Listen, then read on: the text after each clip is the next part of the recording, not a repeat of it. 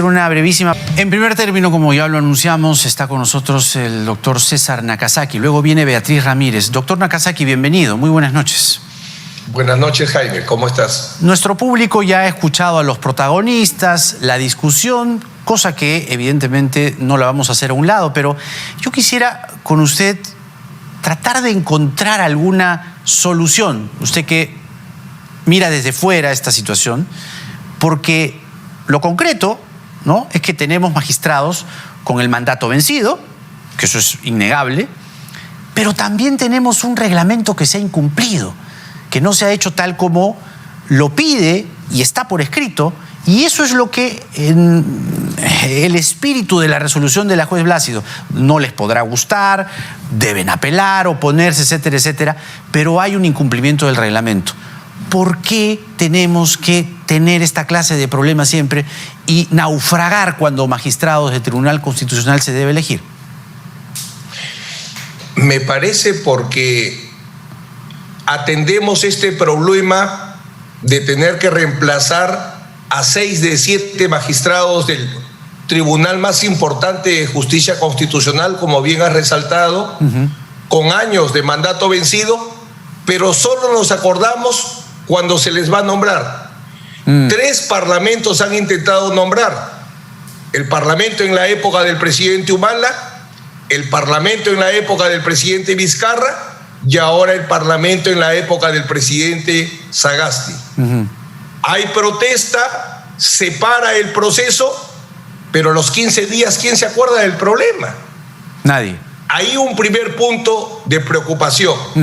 Y segundo, el problema insoluble para el Congreso, que debe comprender 2 cosas. Uno, máxima prioridad desde el primer día, claro, no cuando está acabando su mandato. El próximo Congreso, dice usted. Por eso, claro, tiene que ser desde el primer día. Claro. Todos los parlamentos tienen que aprender esas 2 lecciones. Tarea de primer día. Y segundo, tiene que haber legitimidad social. Eso. Para poder elegir a los miembros del Tribunal Constitucional, porque ese ha sido el talón de Aquiles que no se ha podido solucionar. Usted, que es un hombre de leyes, pero un hombre que litiga y conoce, digamos, las consecuencias de no acatar una resolución, por más que se le diga, es una cautelar, pero es una cautelar, pues se tiene que acatar. La puedes apelar en todo caso, ¿no? ¿Qué pasa o qué pasaría si mañana persisten en elegir magistrados y por ahí que consiguen 87 votos y eligen a 1? ¿Tendrían consecuencias legales los congresistas? ¿El mandato de ese señor elegido o señora elegida sería espurio? ¿Cuáles serían las consecuencias? Si una medida cautelar se apela, en este caso del proceso de amparo, tendría que suspenderse los efectos de la medida cautelar si se apela. Ojo. Ese es un tema número 1. Ahí hubo una mala modificación en el procedimiento constitucional de amparo. Ya, pero lo concreto es que sí habría que acatarla. Sí, ya. Sí. Los mandatos judiciales tienen que cumplirse. Aunque te digo con toda sinceridad que en el minuto que me enteré que había una medida cautelar, si tú me preguntabas si el Congreso le iba a obedecer, yo creo que uno de grandes daños es haber llevado a que las resoluciones judiciales no sirven. O sea, los daños y los afectos son bien complicados para un país cuyo problema fundamental es la falta de cultura de leyes, ¿no? Los problemas de institucionalidad. Entonces, yo creo que ha quedado en algo como esto: no te obedezco, pero no designo a nadie. Entonces, al final, yo no creo, sinceramente, si la pregunta es, ¿esto va a derivar en un caso penal? ¿Va a haber procesos penales y condenados? No creo. Pero ¿qué dice la ley, pues, doctor Nakazaki? Es decir, si se incumple una resolución en términos prácticos, ¿no?, para ya no estar, digamos, por cansancio, decir, no, es que, bueno, acá nadie cumple las leyes, aquí hace lo que le da la gana, es lo que decimos todos los días, pero ¿qué pasaría? Lo marco claramente. Existe el delito de desobediencia a la autoridad. Si hay un mandato de una autoridad y no se cumple, es delito. Pero si lo llevas a un caso penal, va a haber un punto de discusión.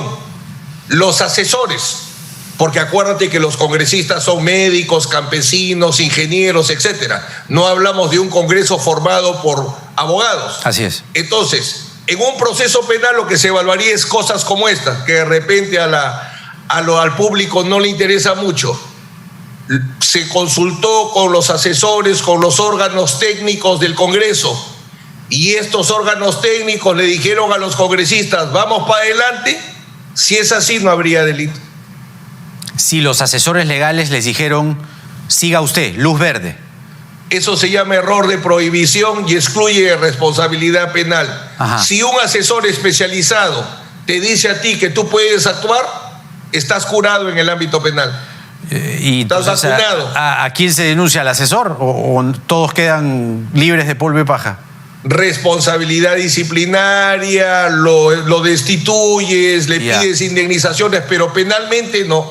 Pero usted invocó algo hace un momento que me pareció muy interesante, que es la legitimidad social para elegir magistrados. Y claramente esta elección no parece tenerla. Si tú vas a hacerlo en una cuarta legislatura y en último minuto, un país tan encrispado, ¿cómo vas a señalar tú que es legítimo lo que decides en último minuto?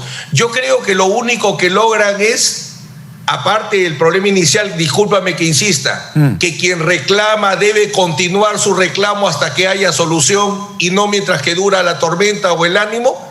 El otro punto es que lo único que hacen, y que se vivió con la Junta Nacional de Justicia con todo respeto, es que los mejores ya no se presentan a las altas responsabilidades que demandan a lo mejor de la sociedad.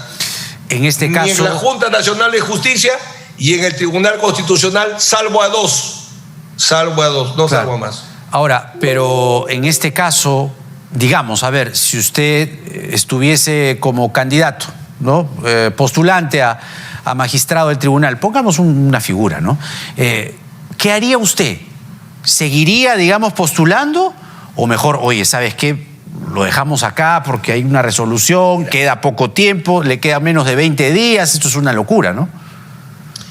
Hace tiempo, Jaime, lo que se ve en el Congreso es... Yo recuerdo una imagen, ahorita me viene, el doctor Aguinaga estaba de presidente, uno de tantos intentos se mataban los congresistas en la puerta.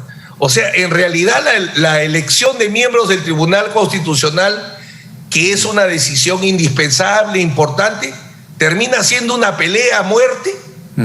La vez con el presidente Vizcarra llevó a cerrar el Congreso y ahora lleva a que la medida cautelar dictada por una juez constitucional sea un saludo a la bandera. Ahora, ciertamente estamos, pues, como usted decía, ¿no?, en una situación en la que lo que diga una resolución vale poco, pero que lo hagan los propios congresistas dice mucho más bien, o hace que llueva sobre mojado y que sigamos rayando en esta desinstitucionalización del país, si el término lo permite. Hace mucho tiempo se viene dando ese problema. Por ejemplo, ahora que se discutía si los jueces pueden controlar o no la constitucionalidad de los actos de congresistas, se recordaba el caso de la mega comisión y el presidente García. Uno de los grandes problemas del Congreso, por ejemplo, es que cuando ellos solo están autorizados para investigar temas de interés público, se meten a investigar funcionarios públicos por comisión de delitos y tiene que corregirlos el Poder Judicial o no respetar el debido proceso, como en el caso de Javier Díez Canseco. Y si quieres ir más allá, cuando destituyeron a los miembros del Tribunal Constitucional y la Corte Interamericana lo hizo. O sea, hay una práctica, un mal endémico en el Parlamento de problemas para respetar la misma Constitución. El enfoque que no solo es problema del Parlamento, por cierto, ¿no? Sí, no, por cierto, nos ha quedado clarísimo. El doctor César Nakazaki y su enfoque sobre lo que ha pasado hoy en el Congreso y probablemente siga pasando el día de mañana. Hasta la próxima, doctor Nakazaki. Buenas noches. Gracias por atendernos nuestras consultas.